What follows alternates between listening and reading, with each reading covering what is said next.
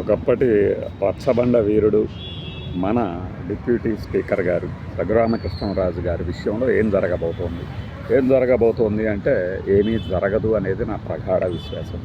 ఎందులకు అంటే రఘురామకృష్ణరాజు గారు తనకి ప్రెస్ మీట్లు పెట్టే ఒక యావ అనేది ఉన్నది అనేది అందరికీ తెలిసినదే ఉండి, పైగా ఆయనకి రాజ్యాంగబద్ధ పదవి దక్కిన తర్వాత ఇక ప్రపంచంలోని ప్రతి విషయం మీద అనర్గళమైన ఉపన్యాస ధాటి అలానే పరిజ్ఞానం ఉన్నదనే దాన్ని ఆయన నిరూపించుకోవాలని తాపత్రయపడుతున్నారు.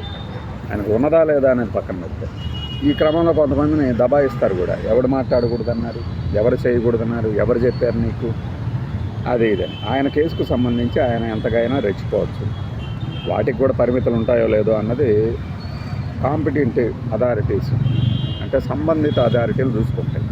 కానీ ఒరేయ్ అదిరా ఇదిరా అని ఇష్టం వచ్చినట్లు మాట్లాడటం అనేది ఆ పదవికి వనదీసరాదు అనేది బయట చాలామంది చెప్పే విషయం. అది ఆయన ఫాలో అవుతే అవుతాడు, లేకపోతే లేదు.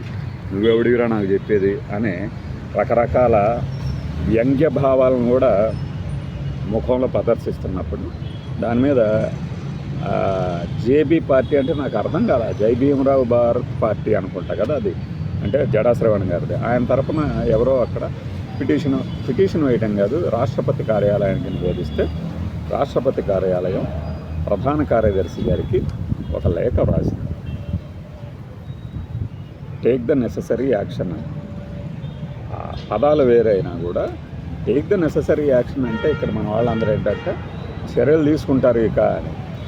అది ఇంగ్లీషు టెర్మినాలజీ. అది ఇప్పుడు ఒక అర్జీ వచ్చినప్పుడు ఆ అర్జీలోని విషయాలను పరిశీలించి తగు చర్యలు తీసుకోవలసిందిగా సూచించడమైనది అనేది వస్తుంది అక్కడ పదప్రయోగం.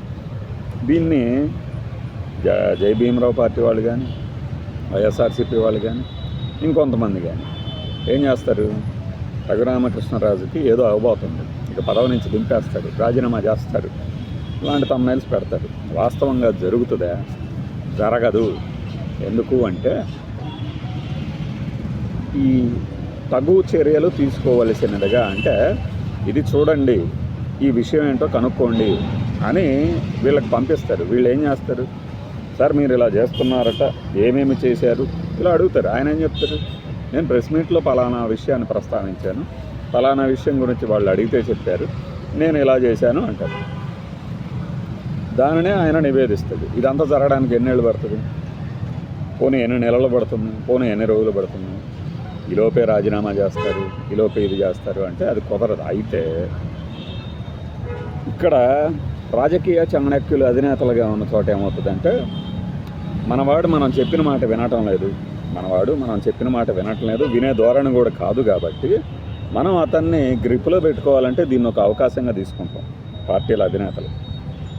దేశజాలు ఎందుకు? చంద్రబాబు నాయుడు గారి అధీనంలో ఉన్నారు ఆయన, టీడీపీ పార్టీలో. లేదు నేను పార్టీకి రాజీనామా చేశాను అన్నా కూడా మా కూటమి ప్రభుత్వం, మా ప్రభుత్వం, ఈ ప్రభుత్వం అంటాడు. కాబట్టి రకరకాల విరుపులతో వాళ్ళు ఏం చేస్తారు, చిన్న జలక్కిస్తారు. ఇలా వస్తున్నాయి కదా కంప్లైంట్లు, అది మరి అని. అప్పుడేం చేయాలి? లేదు నేను ఇలానే ఉంటాను అని అంటానికి కుదరదు, చూస్తాను అంటారు. వీళ్ళకి తెలియదా, ఈ ఛానల్స్ వాళ్ళకి తెలియదా, ఫలానా విషయం మీద ఫలానా వ్యక్తి మాట్లాడుతున్నాడు అంటే తేడా వస్తుంది. తేడా వచ్చినా పర్లేదులే, మనకేం వద్దులే అనే ధోరణి ఉంది కాబట్టి వీళ్ళందరూ ఇలా చేయగలుగుతున్నారు. కానీ లేకపోతే ఆయన నాది పెద్ద పదవి, రాజ్యాంగబద్ధ పదవి అని చెప్పుకునే వాళ్ళు చెయ్యరు. కానీ ఏం చేస్తాం, మన లోపల మనిషి ఏమో ఎప్పుడు మాట్లాడు అనిపిస్తూ ఉంటుంది.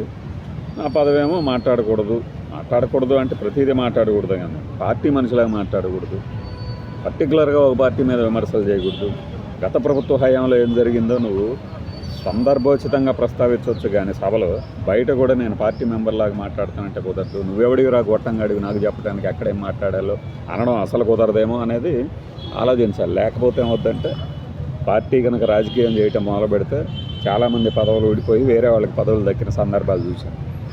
ఆ కోణంలో చూడాలి. కానీ దీన్ని ఏదో ఇప్పటికిప్పుడు ఆయన పీకేస్తారు, పదవి నుంచి వేసేస్తారు అనుకోవటం అవివేకమే.